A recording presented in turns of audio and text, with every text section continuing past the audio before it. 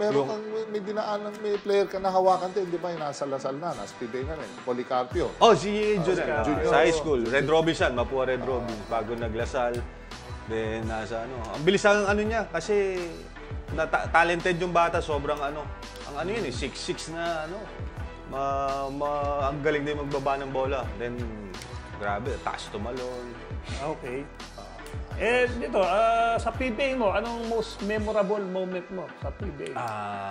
Yung ano, first championship ko sa Red Bull with Coach Yeng Yao. Napaka, classic din yan. Si Coach Yeng, Nasigawan ka rin ba? Oo naman, lahat. Walang pinipili. Ano yung sinabi? Kahit practice player. Hindi ko memorable, hindi ko makalimutan yung kay Jimuel.